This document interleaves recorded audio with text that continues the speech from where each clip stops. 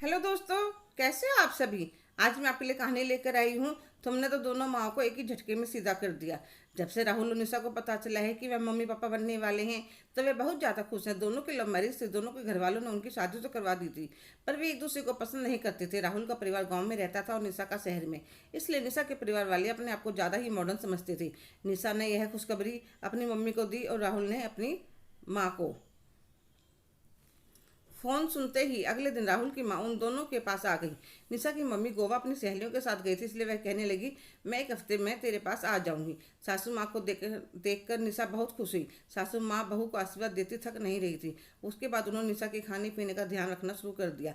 एक दिन निशा कहने लगी, मम्मी जी, मेरा आलू का पराठा खाने का बहुत मन कर रहा है। सासू माँ ने बहू के लिए आलू के पराठे बनाए, चटपटी चटनी बनाई और थोड़ा सा घर का मक्खन निकाला। पराठे सेकर निशा को बुलाया, साथ में लस्सी का गिलास दे दिया। निशा देखकर बहुत खुश हो गई, वह चटकारे लेकर खा रही थी। इतनी देर में उसकी मम्मी आ जाती है और निशा को पराठे खाते देखकर कहती है, निशा बेटा, कहाँ तुम गाँव वालों का खाना खा रही हो। इस समय तुम्हें हेल्दी खाना चाहिए, जैसे ओट्स, कॉर्नफ्लेक्स, स्प्राउट। मम्मी, मेरा बहुत मन कर रहा था। अब शुरू होती है माँ और सासू माँ के बीच में जंग। सासू माँ हलवा बनाकर लाती है तो माँ सलाद ले आती। एक दूध का गिलास लेकर आती तो दूसरी जूस का गिलास ले आती। एक हफ्ते में ही निशा परेशान हो गई, क्या खाए क्या ना खाए। कभी सासू माँ को बुरा ना लग जाए, कहीं मम्मी ना बुरा मान जाए। एक दिन वह नाराज होकर अपने कमरे में जाकर बैठ जाती है और कहती है, आज मैं कुछ नहीं खाऊंगी। तो दोनों माएँ परेशान हो जाती हैं। बेटा, ऐसे समय पर भूखा नहीं रहते। मैं कुछ नहीं खाऊंगी जब तक आप दोनों दोस्ती नहीं कर लेती।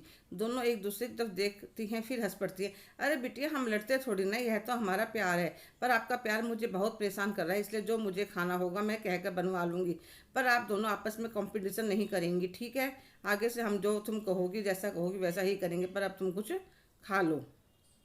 रात को राहुल ऑफिस से आता है तो डाइनिंग टेबल पर सब खाना खाते हैं। मैं देख रहा था, आज तो माँ और सासू माँ आपस में बातें भी कर रही थी। रात को मेरे जाने के बाद कहता है, आज घर का माहौल कुछ बदला हुआ लग रहा है। हमारे आने वाले बच्चों ने नानी और दादी दोनों को डरा दिया।